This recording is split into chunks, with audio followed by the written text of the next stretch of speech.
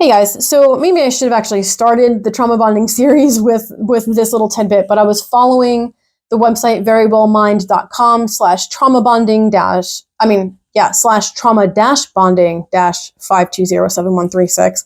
I will do my best to remember to link that so it's not so confusing. So the term trauma bonding, like I said earlier, was coined in 1997 by Patrick Carnes, Dr. Patrick Carnes. And he defined trauma bonding as dysfunctional attachments that occur in the presence of danger, shame, or exploitation.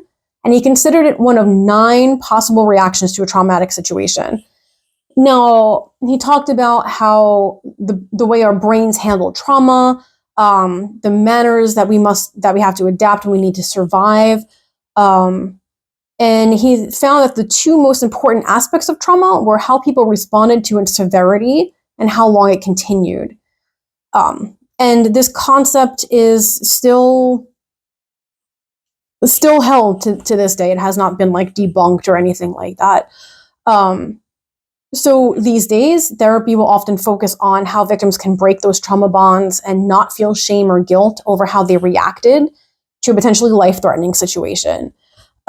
Sometimes when we get out of any type of relationship, we kind of second guess ourselves. Like, was that the right thing to do? What if I stayed just a little bit longer? Would things have improved? The image that comes to mind is this like little cartoon panel or meme that I've seen where there's 2 guys in 2 different panels digging through a mountain, and this one guy quits, and on the other side you see like this wall of dirt. On the other side of dirt there's like treasure. And it's like, well, if he just kept on going, if he just didn't quit at that point, he would have like this like amazing payoff, right? And I feel like that kind of is a lot of how we think when we're in unhealthy relationships. It doesn't even have to be just an abusive relationship, but unhealthy relationships in general, where we're kind of like waiting for the breakthrough and waiting for the person to get better.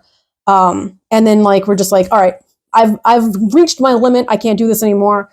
And then you leave, and a lot of times we have this moment, at least a moment, of second guessing. Like, well, man, like, what if they were about to have their breakthrough? Like, what if that was just around the corner, and we would have been healthy and happy and whatever. And in this case, it's like, well, what if this time the person is telling me the truth, that they really that they're not going to do it again, they're not going to abuse me anymore. What if, right? So